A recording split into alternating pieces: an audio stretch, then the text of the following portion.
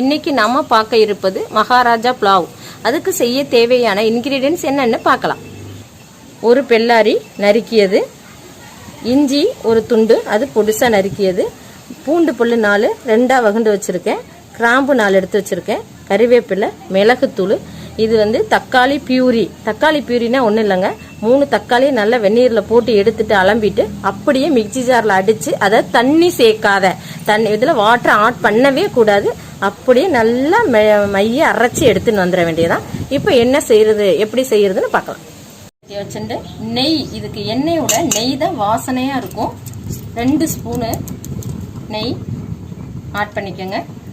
நெய் நல்லா சூடு வந்த பிறகு நம்ம எப்படி வதக்குறதுன்னு பார்க்கலாம். எடுத்து இப்போ பெல்லாரியை போட்டு கோல்டன் ப்ரௌன் கலரில் வதக்கி எடுக்கணும். கோல்டன் ப்ரௌன் கலரில் வதங்கி எடுத்து இப்போ இஞ்சி துண்டு ஆட் பண்ணணும். நெக்ஸ்ட்டு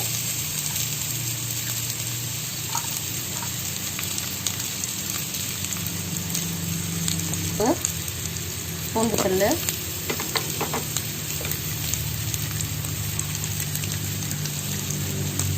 மிளகுத்தூள் 1/2 ஸ்பூன்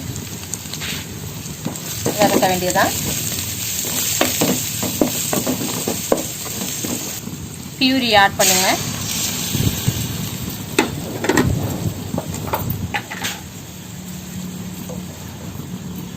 அரை ஸ்பூனு சால்ட்டு. ஏன்னா ஏற்கனவே நம்ம சாதத்தில் உப்பு போட்டு வேக வச்சு வச்சுருக்கிறதுனால உப்பு துளி கம்மியாகவே போட்டுக்கோங்க. இதை நல்லா இப்போ வதங்கி வர வேண்டியதான், நல்லா வதக்கி எடுத்துக்க வேண்டியதான். லாஸ்ட்டாக நம்ம கறிவேப்பிலையை ஆட் பண்ணிக்கலாம். நல்லா வதங்கிடுச்சு, சூப்பராக வந்துடுச்சு, ரெடி ஆகிடுச்சு. இப்போ ஏற்கனவே சாதம் வடித்து நல்லா உதிர்த்து, அதாவது உதிர வச்சுன்னு சொல்லுவோம் இல்லையா, நல்லா உதிரியாக இருக்குது சாதம். நான் எடுத்து வச்சுருக்கேன். பச்சரிசி பாஸ்மதி ரைஸ் கிடைச்சாலும் சரி, இல்லை அப்படின்னா பச்சரிசி எடுத்துக்கோங்க. இதில் ஆட் பண்ணி கிளற வேண்டியதான்.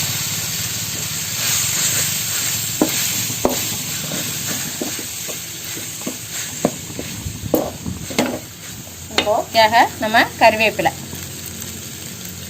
ஆட் பண்ணிக்கோங்க. சூப்பராக இருக்கும். இது தக்காளி சாதம் மாதிரி இல்லாமல் இது ஒரு வேறு மாதிரியான லெவல் அப்படின்னு சொல்லும் இல்லையா, அந்த லெவலில் சாதம் டேஸ்டியாக இருக்கும். நல்லா ஈஸியாக இனிமேல் காலேஜ் ஸ்கூல் திறக்க ஆரம்பிச்சிருவாங்க, குழந்தைகளுக்கு ஈஸியாக நம்ம செஞ்சு கொடுத்துடலாம். சுவையான மகாராஜா புலாவ் ரெடி ஆகிடுது. இதை உங்கள் ஆத்துல நீங்கள்